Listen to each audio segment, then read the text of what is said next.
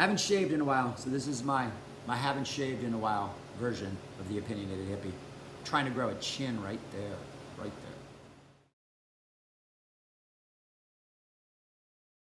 there. Hey, what's up, everybody? Welcome back. Thanks for watching. My name is Shaggy, the Opinionated Hippie, and I am currently ranking, starting from 1, which I've already done, all the way up to the last Frank Zappa album, the one that shall not be named. We are currently on number 15. You Can't Do That on Stage Anymore, Volume 1. Two things about this. We are now at the point in the list where things can move around. Prior to this, 1 through 15, nothing above 15 is getting in the top 15. Like, these are my top 15, solidly.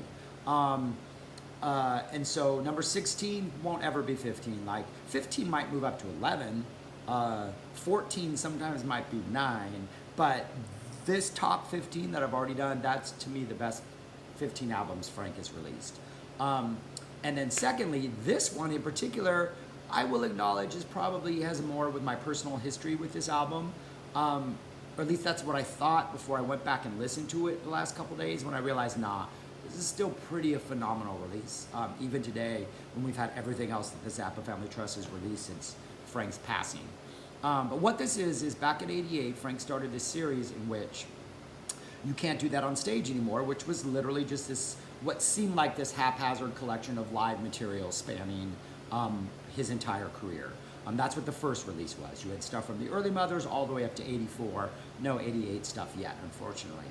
But then with more subsequent releases, he did, the Volume 2 was an entire Helsinki, all from a series of shows in the same venue from the same year, kind of formatted to feel like a concert. That's in my top 10. There was also Volume 5, which featured like the original Mothers for an entire side, and the '82 band for the entire side. So like the Volume 3 had a lot of '84, '82 stuff. So like there's a mix. It wasn't as eclectic as his first version was. But this one is still absolutely phenomenal. And I kind of want to go through each song, because even like today, there's like revelations in these songs. With all that we've had released, that I still think it's a very, very worthwhile release. Oh, one more thing. This was the specific album that caused me to go deep, deep, deep into this rabbit hole that ended up with me making these videos, 32 years later. So I got this right after it came out in '88. I had owned 4 Zappa albums at the time. I enjoyed them, but they didn't inspire me to like dive deep, deep, deep. Drowning Witch, which yes, I bought because of Valley Girl, but hey, I was 13, 12. I had Joe's Garage just because I was very conscious about the money I had to spend as a teenager. You were buying albums, there was no streaming services, and Joe's Garage is a double album, so that made triple album. So it made sense to buy that because I found it used at Costa Mesa's Music Market. Greatest used record store ever at the time. I had Hot Rats. I was I think I'd heard that on Desert Island Discs on KMET, Jim Ladd, and so I bought that. I liked that. I don't think I understood it as much as I do now. I like that. And then I also had Chunga's Revenge, which is kind of weird. I think I found that for like 99 cents as a used record, so which is why I had those 4. But none of them caused me to like jump in as this album did. This album caused me to then pretty much buy nothing but Frank albums until I had them all. Like, this was the one. 2 discs on this album. It starts off with like an audio recording. If you get into Frank, you realize that he liked to record his band in the early days, and then he would actually just release those tapes on his albums. This is an auto recording from an airport where they're talking about the performance the previous night, and one of them threw up on stage. There's a reference to them performing Easy Meat in this little thing, which for the '70 band, that was no one knew that at the time, and it was only earlier this year that we actually got our first live recording of this band doing Easy Meat. So it took from '88 all the way to 2020 for this little revelation to become fully revealed, which I still think is cool. Then you have Once Upon a Time and Sofa Number 1. Frank did this long suite of songs called the Divan Suite, couch, sofa, divan. And it included Sofa Number 1, it included Stick It Out, it included these other sort of musical spoken interludes. This very first time that this was revealed was on this album when we had the all of Once Upon a Time into sofa number 1, which is actually sofa number 2 on One Size Fits All because it has the lyrics. But when this was released, you know, none of this had been released before. It has since been released on the Carnegie Hall release where you get the entire Devon suite, but it sounds better here and it just works really well on this album. That's followed by the Mammy Anthem. The Mammy Anthem is on an album I shall not say the name of because it is such an atrocious album. This is the instrumental version of that song that Frank would use frequently to open up his shows. So it would be the musical theme that's in the song, then a guitar solo back to the musical theme. I bought that album because I love this song so much. So that's how good this is. It's kind of the heaviest thing on this album, has a metal feel. This is when Steve Vai was in the band. It is a great song. If you like it, don't go find the original. The original does not have a guitar solo like this. It is a whole different beast. It is the only Zappa album I will tell you to actively avoid. So if you see the Mammy Anthem on an album, don't buy that album. Then you have You Didn't Try to Call Me, the 1980 version of that, which is completely different than the original Freak Out version, and it's still, I think, the best arrangement Frank has ever done. Sounds amazing. Then you get band intros in Diseases of the Band, into Trying to Grow a Chin, and Trying to Grow a Chin, this is with Denny Wally on vocals. Denny Wally was a pretty good vocalist. This is a great version of one of my all-time favorite, just short Zappa songs. Then you have an instrumental version of Let's Make the Water Turn Back, Harry You're a Beast, the Orange County Lumber Truck. I love this as an instrumental. I then went and bought We're Only in It for the Money, I think 2 weeks later. I think that was the second one I bought after this. I know what the first one was. We'll get to that soon. And then fell in love with that album. So this is a pretty fun, version of those 3 songs. Then you have you have the best version of the Groupie Routine that I think Flo and Eddie ever did, better than the Fillmore East version. And then you get 2 73 era, 74 era improv tracks. 74, they're both from 74. Sort of that tomfoolery, that sort of improvised songs about being on the road or about Ruth or about groupies that the 74 band would do. Then you have I'm the Slime and Big Swifty from the Roxy shows, we have other versions of that. And then you have my favorite thing on here, on this first disc, as great as all of this is, the 20-minute Don't Eat the Yellow Snow suite that closes this is phenomenal.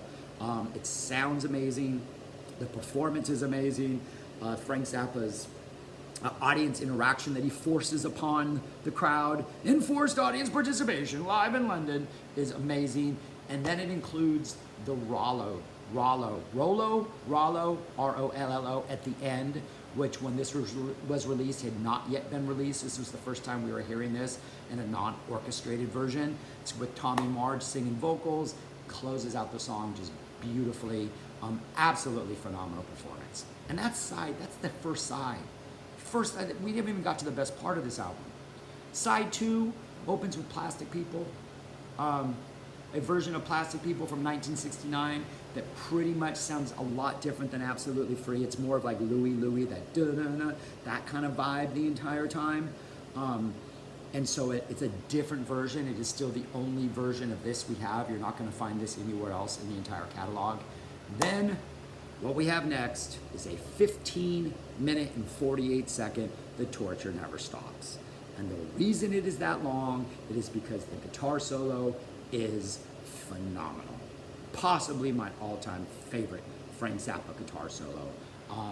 It's epic, it's soaring, it's beautiful. It's one of those things, I think it's close to 7.5, it's close to 7 minutes long, I think is how long it is. It's one of those I've listened to so much that to me it almost sounds like it's a pre-written jam, it just goes through all these little different phrases and segments and tones and vibes, and the Bosio O'Hearn backing is just phenomenal. I love this so much that the next album I bought, and I did happen to find it used, was Zoot Allures, which disappointed me because The Torture Never Stops on that album is nowhere near as epic and grand and powerful, and just this to me is one of the greatest all-time performances of one of Frank's greatest songs. This right here is what every song attained to be, is like this version of The Torture Never Stops. Absolutely phenomenal. And the sound is a little bit, it's not the best sound, I think, I mean, it's not bad sound, but the sound lends it this sort of like murky, basement-y, I mean, it fits the song perfectly.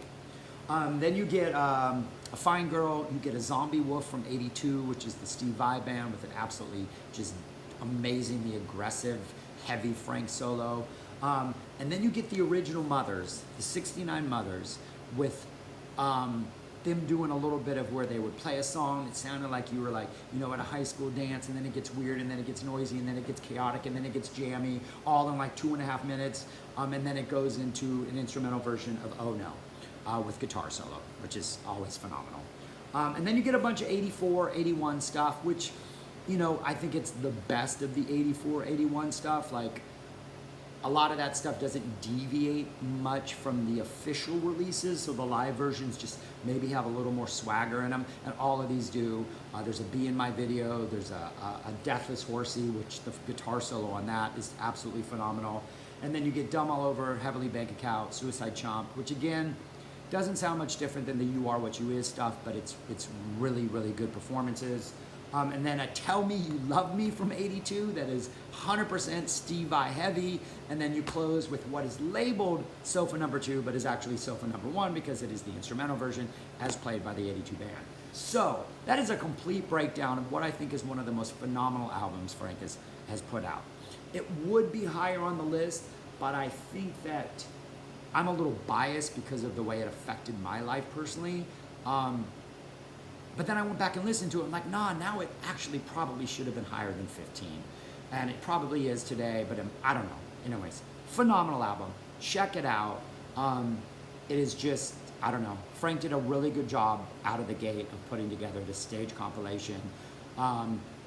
There was really only one other one, Volume 2, which I think was better than this. The rest of them are a little more inconsistent, but this is by far his most inconsistent. So check it out. Enjoy it, and if you like Mammy Anthem, don't seek out the original version. I promise you, you will be disappointed. If you're not disappointed, email me and tell me why, because I want to know. All right, that's it, y'all. Have a good day. Be safe. Comment below if you check this out. Let me know your favorite Frank Zappa stuff. Just let's talk Frank. Let's talk music. Let's get out and enjoy it. We're stuck at home a lot these times, so I think these days, so I think a lot of us have some extra time on our hands. Let's use it wisely. All right, that's it. Bye, y'all.